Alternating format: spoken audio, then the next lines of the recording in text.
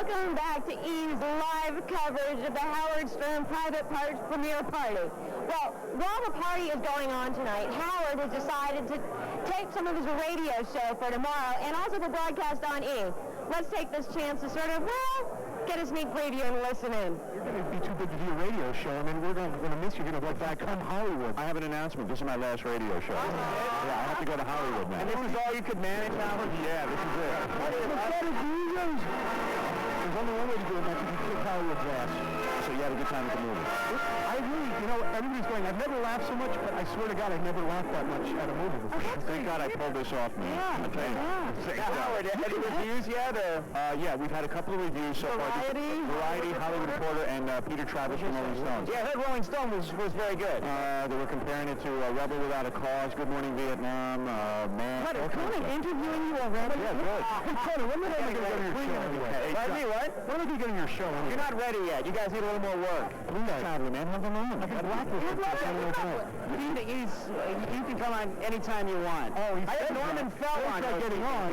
We don't get the top people. If you guys want to come on anytime. Why, did you apply to come on the show? Well, I was at Saturday Night Live once. The only time we ever did it. Yeah. And, I know you did it last week. Yeah, right. It was a real pain in the ass to do it. Right.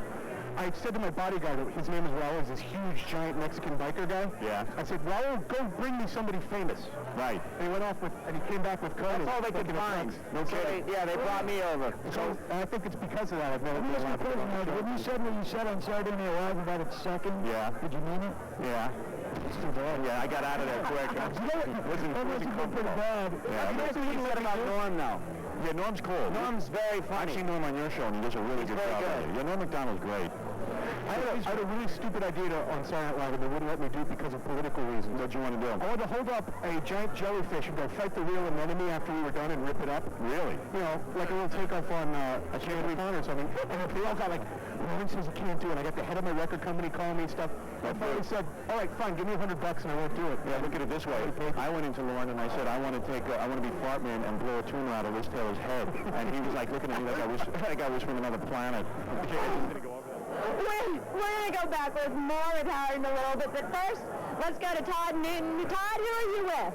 Melissa, I'm here with Melanie Good. Now, for those of you who haven't seen the movie yet, and that's quite a few actually, because it's over till the 7th of March, but this is Melanie, and you play Brittany in the film, right? Brittany Fairchild. Brittany Fairchild. Now, Howard is famous for being one of the most loyal husbands in the world, and in the film, you play a beautiful movie star who tries to tempt Howard away from Allison early in his career. I'm the bad girl. But in real life, that's not even a possibility, right? Oh my God, Howard is so sweet. I was terrified when I got the part. Oh my God, I had to do a bathtub scene with Howard. What's going to happen? I was literally almost going to throw up my first day. Yeah. And he came in and he was so sweet and just he was wanting to protect me and say, it's okay. And by the end of the third week, I'm like, Howard, it's okay. We're going to get water in this week. It's all right. You're only going to under one. Don't worry about it. Right now, everybody's going, what kind of scene is that? But before you were in the movie, before you actually met Howard, you've done a lot of television, Coach, Seinfeld, shows like that, just to name a few. You've done stand-up comedy. And you were also a lead dancer for, don't tell me, Lollapalooza, Jane's Addiction, right? Okay, see, I'm very good at this. Very thorough, saved my life, changed my life. It's one of the greatest, it's so cool. His new game, Porno for Pyros. But back then, I was the lead dancer. I did all the choreography for the first Lollapalooza tour. 9 Inch Nails, like the cool year. So, big music fan, are you? I just met Marilyn Manson. It's gonna be that kind of night because look who's coming in behind us here. Mr. Tony Bennett, a night of legends, ladies and gentlemen, to say the least. Mr. Bennett, a pleasure to meet you, sir. How are you? Welcome to the big party. Wasn't that something? That was something else. Did you enjoy the film? Yeah. I'm always a strong believer of the audience, and I don't remember ever in the history of any time I've ever seen a film anywhere in any theater where the audience reacted so much. Right. I mean, I've always believed that once the audience is like that, there's no way out. This is going to be a tremendous, great financial movie. So, a big movie. That's your prediction? One of the biggest moneymakers of all time? I really think so, because I never heard an audience. It wasn't like they were just laughing at a joke or something. They were reading.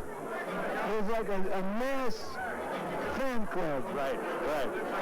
I mean, I haven't seen that since Hitler. Well, if anybody knows the success in show business that you, sir, it's been a pleasure talking to you. Enjoy the party tonight. You deserve it. All right, Melissa, back to you. Todd, thank you very much, because I am here right now with one of the stars of the movie, Carol. One of the stars. Oh, please, I had 4 lines, but thank you for the compliment. But you are all the way through the movie. Now, you've seen it. Done. It's a done deal. How does it feel? I can't tell you how amazed I am at the job they did on this film. I mean, it was hard, you know, it could go either way. It could be really, really distasteful. It could be really, really great. And they just did such an amazing job. Even my mother loved it, okay? And my mother's extremely, extremely conservative. Do you think people are going to be surprised about the side of Howard they see in the film? I think so, because it runs the gamut with him, you know, the tenderness with his wife and how he started and what happened in his career and his falls and his getting up back up again. So I think they will be surprised, because, you know, when you see a successful person, you know, I mean, you come from a successful family. People just think it's so easy and that it just happens. They never see the struggle, years of dedication behind it, and really this just spells it out. Well, it is wonderful to see you as always. You are great in the movie. Carol Alt, guys, Carol Alt is in this movie. Go and see it, but don't see it right now, because we're going to come back with more live from the Howard Stern Private Party premiere party only on E!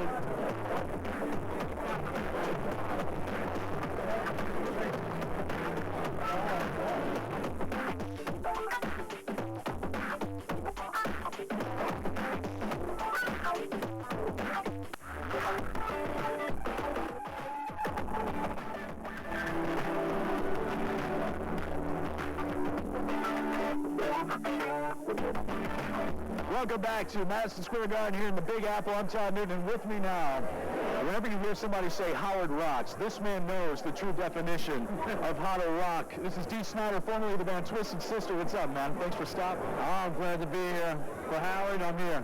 Big night. And you've known Howard for a long, long time. A very long time. When I first met Howard, I was on top of the world, and he was just starting out at WXRK in New York after being fired from NBC.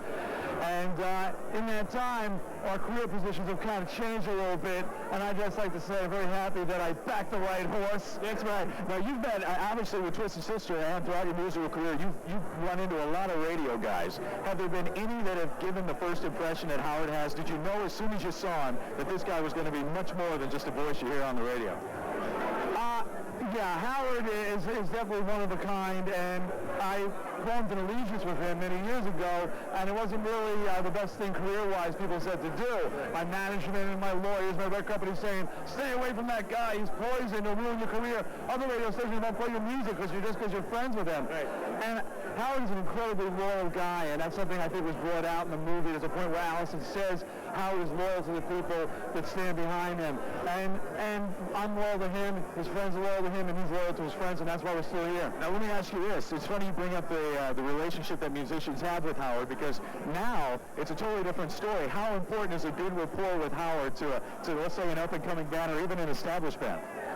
Oh, exactly. I mean, things have changed dramatically. Where before it was poison to have him because he didn't play your music, and other stations wouldn't play you because he was friends with you. Now, he could get a record started.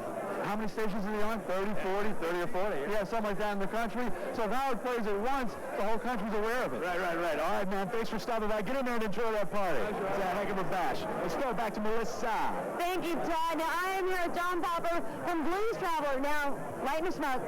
What'd you think of the movie? I have to smoke after that movie. It was so satisfying. Did you love it? I loved it. I just got to say this. I knew Howard could act, but Fred, no. What happened? That is powerful, not since Hoffman and De Niro, or that Heat movie. De Niro and Pacino, that's right. Have you seen such a powerful interplay as Fred? So, are you thinking, I think what I'm thinking, they're going to have to go back and redo the Oscar nominations now that this is premiered? No, in fact, I think this will carry over to the next Oscars. I don't think there's any worry about, losing any of it. They've got enough steam for the next 3 Oscar sessions, I think. So you recommend it? Highly. I seriously have not laughed at a movie like that. I mean, I was really, it actually hurt from laughing, and I have never had that happen at a movie before. Well, we are thrilled to have your opinion. We're thrilled to have you on your show, our show. Great to be here. Well, thank you so much for stopping by, and enjoy your evening. But, you know, right now, we have to get out the truth about Howard, and that isn't easy. But when we went to the people who know him best, those closest to Howard's heart, and through the bribery and threat of violence, we got them to tell all.